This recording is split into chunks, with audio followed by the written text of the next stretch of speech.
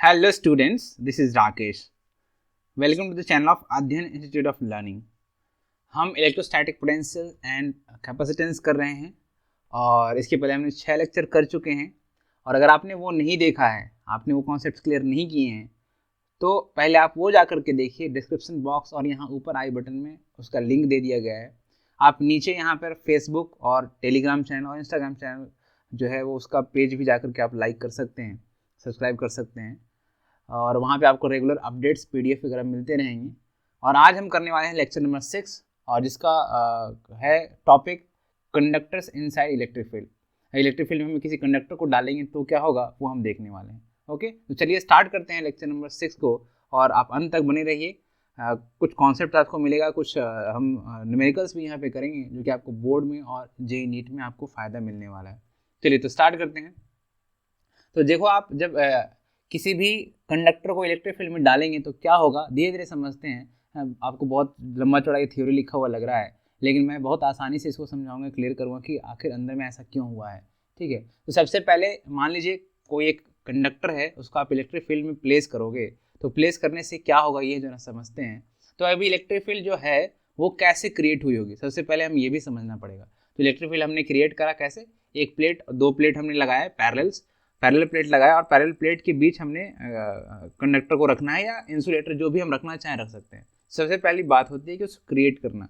तो कैसे क्रिएट करा गया, दो चार्जेस रखे गए, मतलब सीट है एक तरीके का, है ना। तो ये प्लस चार्ज वाला सीट है और ये माइनस चार्ज वाला सीट है, इन्फानाइट सीट है ये।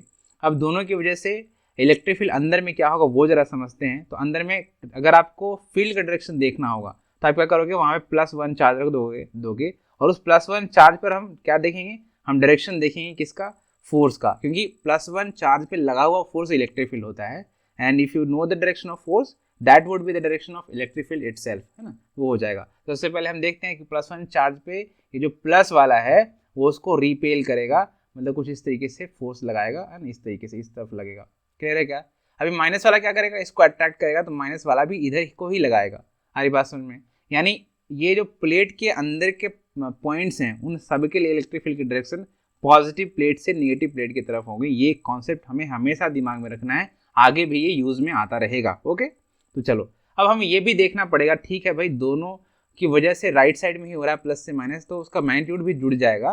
तो एक की वजह से जो होता है वो σ/2ε0 होता है, ये हमने पहले के स्लाइड्स में देखे हैं, और दूसरी की वजह से भी उतना ही है, बस डायरेक्शन अलग था। ठीक है, तो σ/2ε0 दोनों का मैग्नीट्यूड हमने देख लिया। ठीक है, तो माइनस वाले प्लेट के लिए टूवर्ड्स प्लेट हो गया और प्लस वाले प्लेट के लिए अवे फ्रॉम द प्लेट हो गया फील्ड का डायरेक्शन। ठीक है, पर अल्टीमेटली ये लेफ्ट से राइट की तरफ ही है। ओके, चलो तभी जो ओवरऑल जब हमने जोड़ा तो ये σ/ε0 ये इलेक्ट्रिक फील्ड आई। तो ये हमने इलेक्ट्रिक फील्ड क्रिएट कर लिया है, उसके बीच हम चाहते हैं किसी भी मटेरियल को रखा जाए।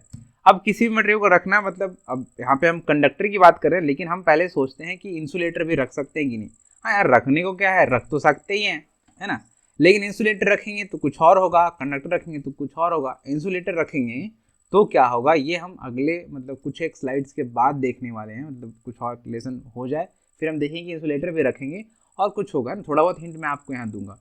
अब सोचो अगर मैंने कंडक्टर रखा है तो इसके पास तो चार्जेस की अबंडेंस हैं, बहुत सारे, है ना, मतलब लाखों करोड़ों में इसके अंदर चार्जेस होते हैं, मिलियंस में होते हैं इसके अंदर चार्जेस, है ना। तो ये बहुत सारे चार्जेस होते हैं, तो उसमें से कुछ चार्जेस जो है ना वो एज पे आ जाएंगे, मतलब नेगेटिव वाला इस साइड आ जाएगा, पॉजिटिव वाला इस साइड आ जाएगा। ठीक है, और कुछ ऐसा होगा जिसकी वजह से इलेक्ट्रिक फील्ड जीरो होगी, देखते हैं वो कहानी हम देखेंगे। लेकिन इंसुलेटर में ऐसा नहीं होगा, उसमें फ्री चार्जेस अबंडेंस में नहीं होते हैं, कुछ एक मतलब जैसे उसमें मिलियंस थे तो उसमें हो सकता है 1000 हो, है ना, इंसुलेटर में 1000 हो तो कुछ एक आएंगे, उसमें इलेक्ट्रिक फील्ड जीरो नहीं होगा। तो ये बस फर्क है, तो हम यहाँ पे कंडक्टर पे कॉन्सेंट्रेट करेंगे। ओके, तो फॉर सेक ऑफ अंडरस्टैंडिंग मैं एक अलग से बना रहा हूँ, है ना, मान लो कि ऐसा है ये कंडक्टर। ठीक है, अब क्या हुआ, कुछ एग्जाम्पल्स वगैरह लेते हैं ताकि हमें और अच्छे से समझ आ जाए। ओके, तो ऐसा मान के चलिए कि आपके पास जो बाहर की इलेक्ट्रिक फील्ड है उसकी एक वैल्यू मैं यहाँ पे दे रहा हूँ, फॉर एग्जांपल 10 न्यूटन पर कूलम है। कितना है, 10 न्यूटन पर कूलम। तो इस डायरेक्शन में आपका 10 न्यूटन पर कूलम हमने दे दिया। ओके, ध्यान से समझना, बहुत इंपॉर्टेंट कॉन्सेप्ट है ये।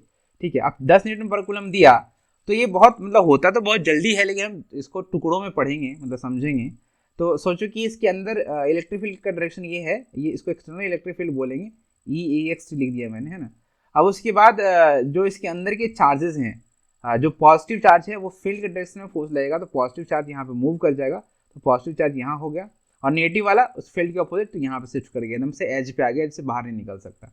ओके, अभी जो आए पेयर आए, लवकुश आ गए यहाँ पे, या तो जोड़ी एक आ गई, तो उस जोड़ी ने कुछ तो करामात करा, इस जोड़ी ने कुछ तो करामात करा, है ना, ये जब माइनस और प्लस आ गए, तो ऐसे इनके आने की वजह से अंदर में फील्ड जनरेट हो गया, माइनस और प्लस के बीच एक फील्ड जनरेट हो गया। कैसे फील्ड जनरेट हुआ, तो फील्ड आप समझ सकते हो इनके बीच का फील्ड कैसे जनरेट हुआ होगा, तो कैसे वो फिर से कैसे चेक करेंगे, तो एक +1 चार्ज रखेंगे, जब भी फील्ड चेक करना होता है डायरेक्शन तो हम +1 चार्ज रखते हैं, तो इस +1 चार्ज पे जो है माइनस वाला अट्रैक्ट करेगा और प्लस वाला इसको रिपेल करेगा, तो मतलब डायरेक्शन होगा प्लस से माइनस की तरफ, जैसे कि यहाँ हुआ था। तो सिंपली मैं यहाँ पे बस एक डायरेक्शन दिखाऊंगा, ये इसको मैं मिटा रहा हूँ, बस समझने के लिए मैंने कर लिया था। यानी इस प्लस माइनस चार्ज की वजह से जो एक पेयर आया, एक जोड़ी जो आई, उसकी वजह से 1 न्यूटन पर कूलम ये जो है जनरेट हो गई इलेक्ट्रिक फील्ड, है ना। अब इसको बोलेंगे इंड्यूस्ड इलेक्ट्रिक फील्ड। क्या बोलेंगे, इंड्यूस्ड इलेक्ट्रिक फील्ड, इसने ऐसा इंड्यूस कराया, प्रोड्यूस कराया, ठीक है। अभी induced electric field just opposite है एक्सटर्नल इलेक्ट्रिक फील्ड के, तो अंदर में अब नेट इलेक्ट्रिक फील्ड जो है ना, इनके होने की वजह से, ये जो पेयर आ गए इनकी वजह से कुछ घट गया। ई नेट अंदर में कितना हो गया, इनसाइड, है ना, अंदर में कितना हो गया ई नेट की वैल्यू, ये हो गया आपका 10, ये था और एक इधर हो गया उल्टा है, तो ये हो गया 9, है ना, 9 न्यूटन पर कूलम हो गया। आ रही बात समझ में, है ना। अच्छा, तो अब 9 न्यूटन पर कूलम है, तो क्या अभी भी इनके पास क्षमता है कि ये नए न्यू कमर्स को ला सकते हैं? बिल्कुल ला सकते हैं। एक और पेयर ये लाना चाहेगा कि हाँ भाई तुम तो आ जाओ, 9 न्यूटन पर कूलम है, यानी उस पर इलेक्ट्रिक फील्ड का रेजिस्टेंस है, नॉन जीरो है, वो जीरो नहीं है, तो फिर से न्यू कमर को लेके आएगा, तो माइनस वाला यहाँ और प्लस वाला यहाँ, नए कमर आ गए, मतलब ये तो थे ही पहले से, न्यू कमर को बुला लिया कुछ, तो ये चीज़ न्यू कमर आ गए। अभी न्यू कमर जब जब आते हैं तो उनके साथ इलेक्ट्रिक फील्ड भी आता है, इलेक्ट्रिक फील्ड की वैल्यू इस तरीके से होगी, ठीक है। अब सोचो कि इन दोनों के आने की वजह से जो नए कमर आए हैं, न्यू कमर आए हैं, उनकी वजह से भी एक और आ गया, तो यानी अब total induced electric field 2 Newton पर कूलम हो गया, क्योंकि दो वैसे वैसे चार्ज हो गए, दो पेयर दिख रहे हैं तुम्हें, है ना। तो क्या एक्सटर्नल फील्ड में हम कोई चेंज कर पा रहे हैं? क्या नहीं, एक्सटर्नल फील्ड पे हम कोई चेंज नहीं कर पा रहे हैं, वो तो इन प्लेट की वजह से वो तो फिक्स है।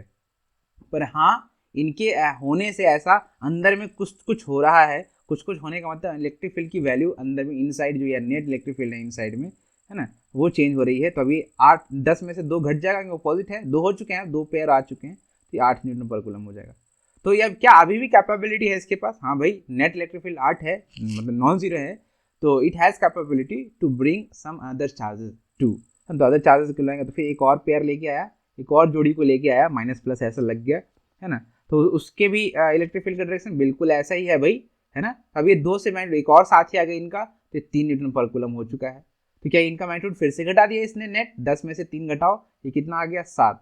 क्या अभी भी कैपेबिलिटी? हाँ बिल्कुल है जी, ठीक, होता रहेगा, चलता रहेगा, चलता रहेगा, कब तक? जब तक कि ये कितना हो जाए, ये 10 ना हो जाए। आ रही बात समझ में? ये बढ़ता जाएगा, इनके साथ ही बढ़ते जा रहे हैं, जैसे 10 चार्जेस आ गए मान लो, और एक की वजह से अगर एक है तो 10 न्यूटन पर कूलम हो जाएगा। उस वक्त पे ई नेट की वैल्यू कितनी हो जाएगी? ये हो जाएगी 0। आ रही बात समझ में? कितनी हो जाएगी? बिल्कुल सही कह रहे हो, 0 हो जाएगी भाई। अभी अंदर में इलेक्ट्रिक फील्ड 0 हो गई, ये मतलब ये जो 10वां था, ये जो 10वां था ऐसा है ना, बहुत सारे चार्जेस थे यहाँ पे, नंबर लग रहा था, इनके आने की वजह से, मतलब सोचो मान लो 10 चार्ज ऐसे आ गए, 10 न्यूटन पर कूलम हो गया इनकी वजह से, इनके साथ ही सबने मिलाकर क्या कर लिया, इसको अपोज भी कर लिया, और अपोज करके जस्ट उनको इनसाइड में इलेक्ट्रिक फील्ड उन्होंने 0 भी बना दिया।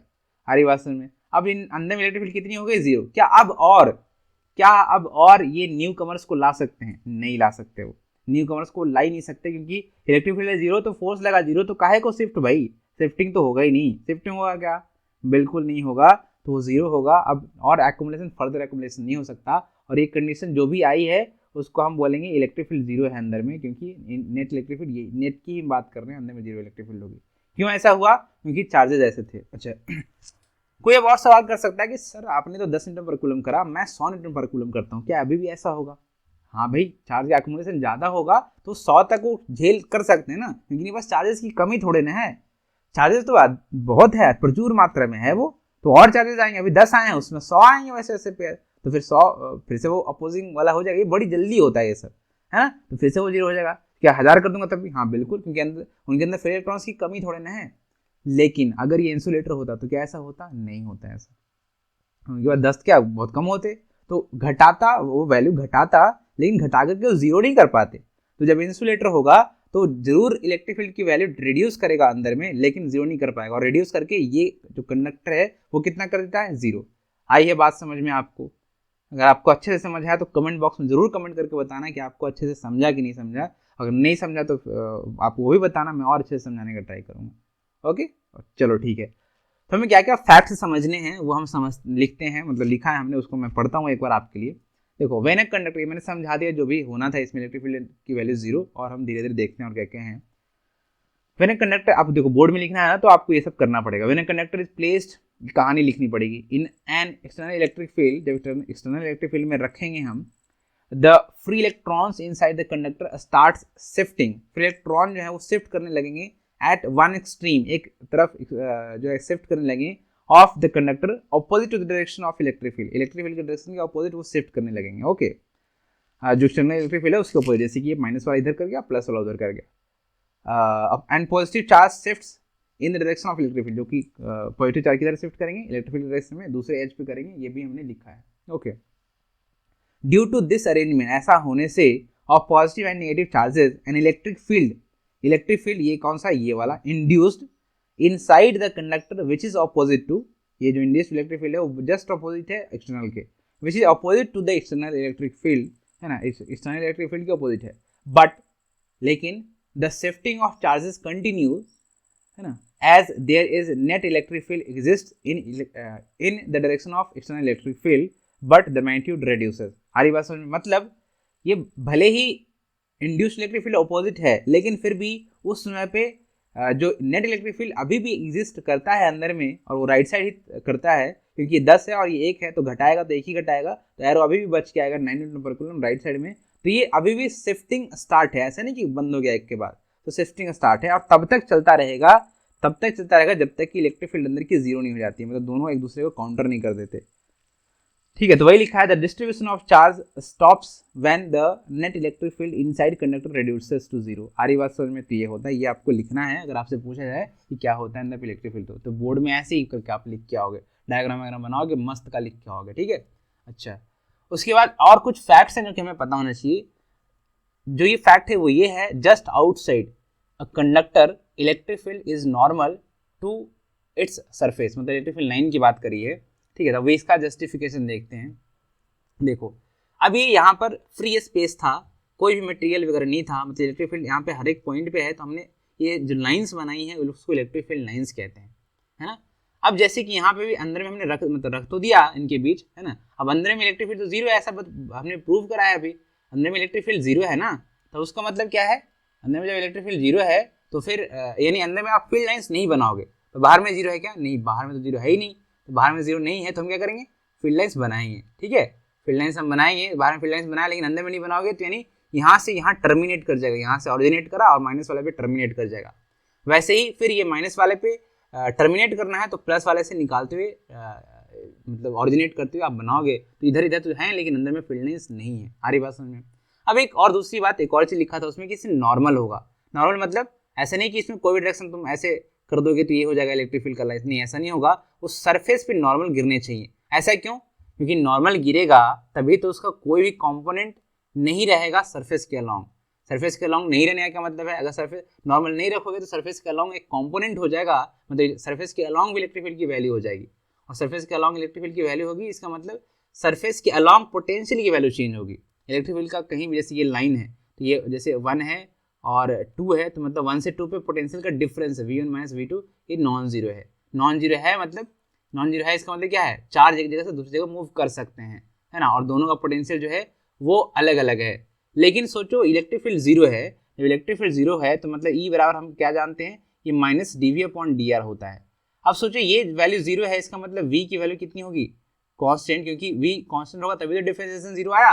मतलब हर जगह पे पोटेंशियल सेम है, जितने भी पॉइंट हैं, मतलब यहाँ पे मैं कह रहा हूँ 10 वोल्ट, तो यहाँ भी 10 वोल्ट, यहाँ भी 10 वोल्ट, हर जगह 10-10 वोल्ट है ना। तो यानी जब ये ऐसा इलेक्ट्रिक फील्ड का एक कंपोनेंट आ जाएगा इसके अलॉन्ग, जब हम कुछ और एंगल पे रखेंगे तो इलेक्ट्रिक फील्ड का एक कंपोनेंट आएगा ना, मान लो इलेक्ट्रिक फील्ड का कंपोनेंट आ गया ऐसे, है ना। अगर नॉर्मल रहेगा तो नहीं आएगा, लेकिन नॉर्मल अगर नहीं है तो इलेक्ट्रिक फील्ड का कंपोनेंट तो आएगा ही आएगा। तो मतलब इलेक्ट्रिक फील्ड की वैल्यू जो है इसके अलॉन्ग है, और इसका मतलब पोटेंशियल का भी चेंज है एक जगह से दूसरी जगह जाने पे, पर पोटेंशियल डिफरेंस जीरो है क्योंकि इलेक्ट्रिक फील्ड जीरो है इसमें, सॉरी पोटेंशियल डिफरेंस जीरो, हाँ ऑब्वियसली पोटेंशियल कांस्टेंट है, क्लियर है ना। तो आई थिंक आपको ये जस्टिफिकेशन समझ आया हो, है ना। तो ये चीज़ लिखा है यहाँ पे, इसलिए नॉर्मल रखते हैं उसको। The whole body of conductor is equipotential. Whole body की कैसा काम करेगा, इक्विपोटेंशियल के जैसा, क्योंकि इलेक्ट्रिक फील्ड है जीरो। तो हमने वही अभी सीखा कि इलेक्ट्रिक फील्ड जीरो होता है तो वी कांस्टेंट होता है, मतलब उसको इक्विपोटेंशियल सरफेस कहते हैं, इक्विपोटेंशियल जैसा काम करेगा। ओके अच्छा, अब उसके बाद क्या है भाई, उसके बाद ये है कि किसी भी पॉइंट पर, अंदर का कोई भी एक पॉइंट ले लो तुम, है ना, अंदर का कोई भी हम पॉइंट, सॉरी, है ना, अंदर का हम कोई भी पॉइंट ले लेंगे, inside a body of a conductor the electric field due to charges appearing, electric field due to charges appearing on the surface of conductor is equal and opposite to the external field. अब ये क्या है, ये जरा समझते हैं। अभी हमने कहा कि ये इलेक्ट्रिक फील्ड अंदर में जीरो है, कैसे जीरो हुआ, जीरो इसलिए हुआ क्योंकि ये जो पॉइंट है, मान इस पॉइंट पे हम बात करें तो इस पॉइंट ने दो इलेक्ट्रिक फील्ड फील किया, एक बाहर की वजह से कितना था 10 न्यूटन पर कूलम, है ना, 10 न्यूटन पर कूलम था राइट साइड में, और अंदर की वजह से इंड्यूस चार्जेस की वजह से हो गए थे, इंड्यूस चार्जेस की वजह से एग्जैक्टली उतना ही तो हुआ था 10 न्यूटन पर कूलम, तभी तो नेट कितना हुआ था, ई नेट तभी तो जीरो हुआ था। आ रही बात समझ में? इसका मतलब क्या है कि अंदर की कोई भी पॉइंट ले लो तुम, यहाँ ले लो, यहाँ ले लो, कहीं भी ले लो, हर जगह इलेक्ट्रिक फील्ड जीरो है, यानी हर जगह की कहानी यही रही होगी। यानी येलो वाला लाइन ये बता रहा है कि इलेक्ट्रिक फील्ड इनसाइड में किसकी वजह से है, इंड्यूस्ड चार्जेस की वजह से है, और वो एग्जैक्टली इक्वल है किसके, बाहर वाले के, तभी तो कैंसिल होकर जीरो होगा, ये एग्जैक्टली इक्वल है और अपोजिट है। तो यही कहा जा रहा है कि हर जगह पे इलेक्ट्रिक फील्ड की वैल्यू समान होगी और वो इक्वल होगी किसके, एक्सटर्नल इलेक्ट्रिक फील्ड की, और अपोजिट डायरेक्शन में होगी, यही इसी में कहा जा रहा है। क्लियर है ना? तो ये सारे फैक्ट्स हमें पता कर रहने चाहिए थे, तभी हम जाके अच्छे से समझ पाएंगे कॉन्सेप्ट को। क्लियर है? तो यही आपका कॉन्सेप्ट था जो कि समझना था, है ना। तो बहुत इंपॉर्टेंट कॉन्सेप्ट हमने सीखा है। चलो अब उसके बाद है नेक्स्ट हम सवाल करने वाले हैं, a charge Q kept in front of neutral metallic sphere.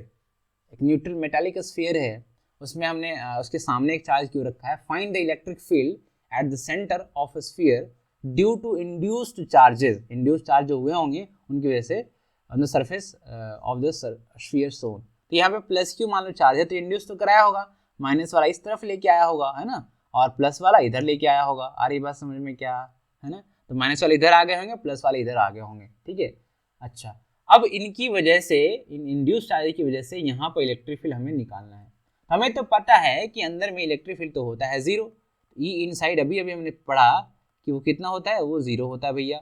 अच्छा, ई इनसाइड असल में दो चीज़ों का कॉम्बिनेशन है, क्या क्या, एक देखो, एक एक्सटर्नल, जैसा हमने यहाँ पे किया है, इनसाइड का ही पॉइंट है ग्रीन वाला, तो एक्सटर्नल जो है 10 न्यूटन पर कूलम, और इंटरनल मतलब इंड्यूस्ड की वजह से भी, फिर इंड्यूस्ड की वजह से भी इलेक्ट्रिक फील्ड है, और किसकी वजह से है, और आपको है इलेक्ट्रिक फील्ड मतलब जो एक्सटर्नल है उसकी वजह से भी। तो हम क्या लिखने वाले हैं, इलेक्ट्रिक फील्ड इंड्यूस्ड चार्ज की वजह से प्लस इलेक्ट्रिक फील्ड, ये दोनों कॉम्बिनेशन है इनसाइड वाला, इलेक्ट्रिक फील्ड एक्सटर्नल, है ना, इनकी वजह से जीरो हो रहा है।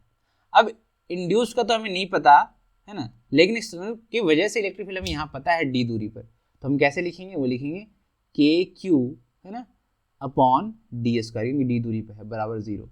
यानी इंड्यूस्ड की वजह से इलेक्ट्रिक फील्ड कितनी आई भाई, इंड्यूस्ड की वजह से कितनी आई, ये आई माइनस के क्यू अपॉन डी स्क्वायर। आई बस में इसको आप ऐसे भी लिख सकते हो, Q upon 4 pi epsilon D square. Clear है ना? तो ये आपका फाइनल आंसर हो गया माइनस।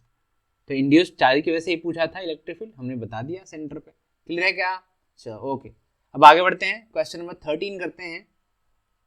क्वेश्चन नंबर 13 में क्या है ये जरा समझते हैं, ठीक है। अब इसमें देखो, a point charge plus Q is placed at centre, हमने सेंटर पे प्लस क्यू चार्ज रखा, ऑफ अ कंडक्टिंग स्फीयर, है ना, स्फेरिकल सेल है, of inner radius A and outer radius B, find the charge appearing on the inner and outer surface of the shell. अच्छा, बढ़िया, बहुत बढ़िया। अभी हमें ऐसा पता है इसमें, देखो कि जो मेटल हैं इनके अंदर इलेक्ट्रिक फील्ड कितनी होगी, जीरो, अंदर में इलेक्ट्रिक फील्ड नहीं होगी, ये मेटल है, इसको पेनिट्रेट नहीं कर सकते। जो यहाँ से फील्ड लाइन चली हैं वो इनको यहाँ टर्मिनेट करना पड़ेगा, है ना, वो भेद नहीं सकते, उसको पेनिट्रेट नहीं कर सकते, इनको टर्मिनेट करना पड़ेगा। टर्मिनेट करना पड़ेगा मतलब अगर उनको भेद नहीं सकते, मतलब यहाँ पे अगर प्लस क्यू चार्ज है तो इन सब में माइनस चार्ज अपीयर हो जाएगा, इंड्यूस्ड हो जाएगा, तभी तो यहाँ टर्मिनेट करेंगे, है ना। हमें मालूम है ना, प्लस क्यू से ऑरिजिनेट करता है और माइनस चार्ज पे जाके टर्मिनेट करता है ना। तो ये इन सब का जो समेशन है, इन सब जो चार्ज इतने इंड्यूस्ड हुए होंगे इन सब का जो समेशन है वो कितना होगा माइनस क्यू, तभी तो जा करके टर्मिनेट कर पाएंगे, इक्वली अमाउंट ऑफ चार्ज होगा तभी तो, यानी प्लस क्यू ये है और बाकी जितने भी इंड्यूस हुए होंगे चार्जेज सबका जो समेशन यानी सबका मतलब कलेक्शन कह सकते हो वो माइनस क्यू है। मतलब अगर यहाँ 5 कूलम है तो इन सबका वजह से -5 कूलम जो है इनकी इनर सरफेस पे जनरेट हुए होंगे, ठीक है। अच्छा ओवरऑल तो पहले था न्यूट्रल, तो माइनस क्यू इधर चला आया तो यानी प्लस क्यू बाहर में आया होगा, आ रही बात समझ में। तो यानी इनर सर्फेस पे आपसे अगर पूछा जाए तो कितना माइनस क्यू, और अगर आउटर सर्फेस से पूछा जाए तो कितना प्लस क्यू। क्लियर है क्या? तो यही लॉजिक है। अब इसका एक और लॉजिक हो सकता है समझने के लिए कि भाई हम गॉसियन सर्फेस यहाँ ड्रॉ कर लें। जब हम गॉसियन सर्फेस ड्रॉ करेंगे हमें मालूम है कि इस जगह पर इलेक्ट्रिक फील्ड निकालना, इलेक्ट्रिक फील्ड तो है जीरो, इसका मतलब अभी हम लगाएंगे ई बराबर ई इंटू डी ए, याद है कुछ इंटीग्रेशन मतलब गॉस थ्योरम है ना, ये फ्लक्स है ई इंटू डी ए बराबर कितना, ये होगा Q enclosed upon epsilon zero, यही होगा ना, Q enclosed upon epsilon zero. अब ये तो फ्लक्स, अभी हमें मालूम है कि इलेक्ट्रिक फील्ड है जीरो, इलेक्ट्रिक फील्ड जीरो, इसका मतलब ये वाला पार्ट तो जीरो हो गया, जीरो इक्वल्स टू क्यू जो इनसाइड है वो अपॉन एप्सिलॉन जीरो। तब जब ये जीरो है तो इसका मतलब एप्सिलॉन जीरो तो हो ही नहीं सकता इन्फिनिटी, तभी तो जीरो हो सकता था। तो इसका मतलब है दिस इम्प्लाइज कि Q in side he zero होगा। तो क्यू इन साइड जीरो कब होगा? जब ये प्लस क्यू है और वो माइनस क्यू है, तभी जाके क्यू इन साइड जीरो होगा। हमारी बात क्या समझ में? हाँ, तो नेट जो चार्ज है इनक्लोज चार्ज वो जीरो हो गया इस वजह से। क्लियर है क्या? चलो ठीक है, तो ये हमने कर लिया, उसी हिसाब से प्लस क्यू हो सकता है। ये दूसरा लॉजिक आपको समझाया मैंने। अब एक और सवाल है हमारे पास, एग्जाम्पल नंबर 14 करने वाले हैं हम, ठीक है। अब उसको हम करेंगे, तो यहाँ पे हम क्या करने वाले हैं, इसको देख लेते हैं पहले। Two metallic spheres of radii A and B are placed far away from each other and are connected by a thin conduction wire, मतलब कंडक्शन वायर है उनसे वो कनेक्टेड है। A charge Q is given to one of the sphere, है ना। Calculate the charge on each sphere at electrostatic equilibrium. Electrostatic equilibrium का क्या मतलब है? चार्ज का ट्रांसफर बंद हो जाएगा, है ना। तो देखो ये दो आपके स्फीयर हैं, है ना, मेटालिक स्फीयर हैं। अब हमने क्या करा, इसमें से क्या करा था, देखो एक दूसरे चीज का मतलब रेडियस लिख लेते हैं जो भी दिया हुआ है। इसका रेडियस ए है और इसका रेडियस कितना है? इसका रेडियस बी है, ओके। अभी उसके बाद हमने वायर से इसको कनेक्ट भी करा है, चलो वायर लग गया। Charge Q is given to one of the sphere, किसी को हमने दे दिया, मान लो इसको चार्ज मैंने क्यू दिया, है ना। Calculate the charge on each sphere at electrostatic equilibrium. अब हुआ क्या होगा, अब इनमें चार्ज का ट्रांसफर हुआ होगा। चार्ज का ट्रांसफर क्यों होता है? चार्ज का ट्रांसफर हमेशा होता है हायर पोटेंशियल से लोअर पोटेंशियल की तरफ। इसका मतलब चार्ज का पोटेंशियल तब होता है जब पोटेंशियल का डिफरेंस होता है। चार्ज का ट्रांसफर तब होता है जब पोटेंशियल का डिफरेंस होता है। जब पोटेंशियल डिफरेंस जीरो होगा तो उनमें चार्ज का ट्रांसफर बंद हो जाएगा, है ना। तो मान लिया हमने कि इसको चार्ज क्यू दिया है, तो ऑब्वियसली स्टार्टिंग में इनिशियली अगर हम बात करें, इनिशियल स्टेज की अगर बात करें, इनिशियल, है ना, इनिशियल में जो है इसका पोटेंशियल है आपका के क्यू अपॉन बी, और इसका पोटेंशियल कितना है? जीरो है, और इसका पोटेंशियल कितना था? के क्यू अपॉन बी। हरी बात समझ में? V1 V2 ऐसे लिख लो। तो क्या पोटेंशियल डिफरेंस है? हाँ जी बिल्कुल है, ये नॉन जीरो है और ये जीरो है, तो चार्ज का ट्रांसफर यहाँ से यहाँ होगा, बहुत बढ़िया। अब फाइनल स्टेट में क्या होगा? फाइनल स्टेट, है ना, फाइनल स्टेट में हम ऐसा मान लेते हैं कि ये आपका छोटा वाला और ये बड़ा वाला जो है, इसको ऐसे आप कनेक्ट कर दिया था आपने। अब जो फाइनल स्टेट में कुछ तो चार्ज इधर से उधर चले गए, मान लो इस पे जाके चार्ज जम गया स्मॉल क्यू, तो इसमें बच कितना गया? Q minus Q. In order to equate the potential of each other, मतलब एक दूसरे का पोटेंशियल इक्वल करने के लिए ऐसा वो करेंगे, है ना। तो यानी इस जगह पे आप V1 लिखते और इस जगह पे V2 लिखते, फाइनली बराबर कर लेते। अब अगर ऐसा होने पर V1 V2 बराबर हो जाते हैं, तब जाके चार्ज का ट्रांसफर बंद हो जाएगा। क्लियर है क्या? तो हम इसकी वजह से लिखते हैं, V1 लिखते हैं हम, तो ये लिखेंगे के क्यू अपॉन ए, है ना। ये लिखेंगे V2 कितना लिखेंगे? ये लिखेंगे के Q minus Q upon B. Clear है क्या? यही होगा ना। अच्छा, इसको कर देंगे हम बराबर, V1 V2 बराबर होंगे तभी तो ऐसा हो रहा है ना।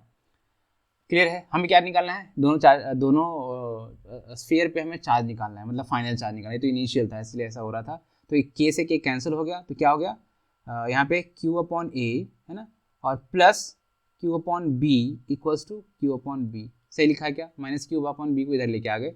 अच्छा, यहाँ से क्यू कॉमन आ जाएगा, तो ये क्या हो जाने वाला है? A plus B upon A B होगा, है ना।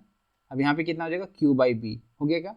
अब यहाँ से क्या होने वाला है? देखो ध्यान से देखते हैं, तो ये बी से बी कैंसिल हो गया, तो स्मॉल क्यू की वैल्यू कितनी आई, ये आई Q into A by A plus B, आया क्या, है ना स्मॉल क्यू की वैल्यू।